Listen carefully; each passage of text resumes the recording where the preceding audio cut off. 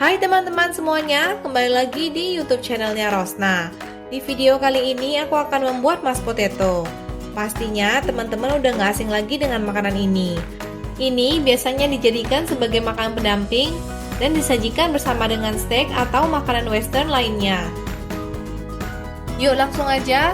Bahan-bahan yang dibutuhkan adalah kentang, mentega suhu ruangan atau bisa juga dilelehkan, susu cair yang sudah dipanaskan, dan garam. Pertama-tama, kupas kulit kentang yang sebelumnya sudah dicuci bersih.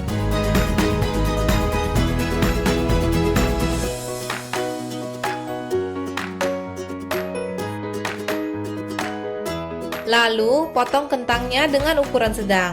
Potongnya jangan terlalu kecil karena kalau kekecilan takutnya nanti gampang hancur.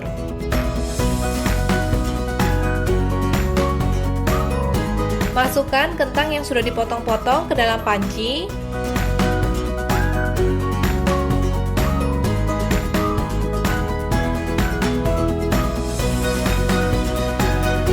Tambahkan garam dan air.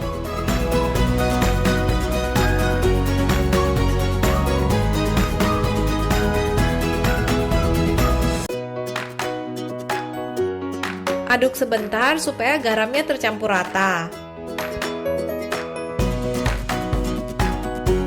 Kemudian rebus kentangnya hingga empuk. Bisa dites dengan menggunakan garpu.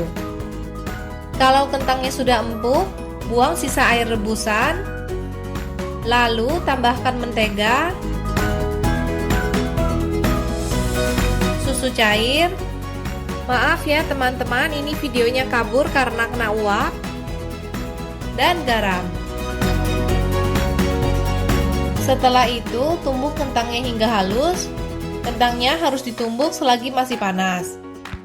Ingat ya, jangan masukkan susu dan mentega yang masih dingin.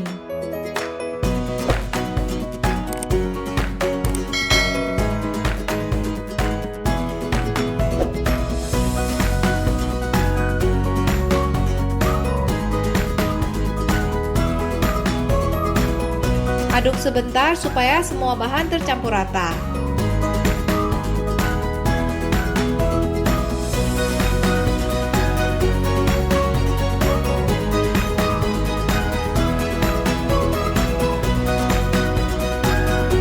Nah, sekarang mashed potato-nya sudah jadi dan siap untuk dinikmati.